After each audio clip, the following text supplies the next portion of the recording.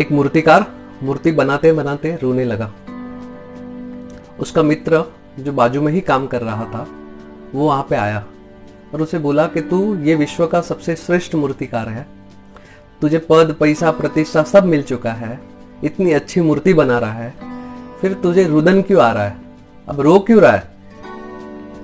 जब दोस्त ने ये बात पूछी ना तो ग्रेट मूर्तिकार ने उसे आंसर किया कि मित्र, आज से मुझे ये मेरी मूर्ति में कोई कमी नजर नहीं आ रही, और जब मुझे मेरे काम में कोई कमी नजर नहीं आएगी तो मैं इंप्रूव कैसे करूंगा, मैं और अच्छा कैसे दे पाऊंगा।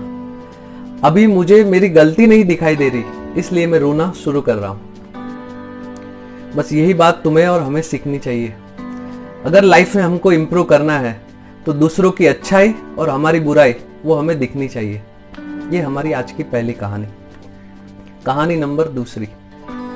एक पिता उसके बालक को मूर्ति बनाना सिखाता था। बेटा भी बहुत ही उत्साह के साथ अपने पिताजी को फॉलो करता था। जनरली पिताजी की मूर्तियां 5-10 हजार रुपए तक बिक जाती थी। बेटा पिताजी को कॉपी करते करते पिताजी उसे टोकते थे, वो उसको इम्प्रूव करता था। इस क्रम में बढ़ते बढ़ते उसकी मूर्तियां भी बिकना शुरू हुई। 5,000, 10,000, वो अच्छा मूर्तिकार बनते गया। पिताजी टोकते थे और वो इम्प्रूव करता था। ये क्रम उसे और बेहतरीन बनाता था। ये क्रम चलते चलते एक क्षण ऐसा आया कि अब बालक की मूर्ति 50,000, लाख रुपए तक बिकने लगी। एक दिन बालक मूर्ति बना रहा था और पिताजी ने उसे टोका। तब बालक का ईगो, उसको इम्प्रूव करने की जो जिज्ञासा थी उस पे हावी हो गया और उसने पिताजी को बोला, पिताजी तुम्हारी मूर्ति तो 20,000 में बिकती है और मेरी मूर्ति लाख रुपए बिकती है, तो अभी कृपा करके आप मुझे टोकना बंद कर दीजिए।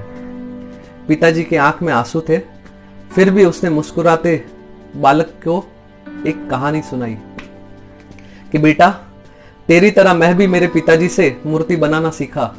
पिताजी मुझे टोकते थे और मैं इंप्रूव होता था, और एक दिन ऐसा आया कि पिताजी से 4 गुनी 5 गुनी महंगी मेरी मूर्तियां बिकने लगी, और तेरी तरह मैंने पिताजी को टोकना बंद करवा दिया। जिस दिन से वो टोकना बंद हुआ, मेरा अपग्रेडेशन बंद हो गया और मेरी मूर्ति वो 10,000 20,000 की मूर्ति में ही रह गई। और ये गलती तू मत कर। मैं तुझे टोकता हूं क्योंकि मैं चाहता हूं कि तू विश्व का सबसे श्रेष्ठ मूर्तिकार बने। तो हमारे जीवन में या तो हम हमारी गलतियां देखना शुरू करें, या कोई ऐसा रखे जो हमें प्यार से हमको अपग्रेड करने के लिए हमारे में से गलतियां दिखा सके। अगर ये 2 चीज चलती रहे तो हम कंटिन्यू अपग्रेड होते रहेंगे।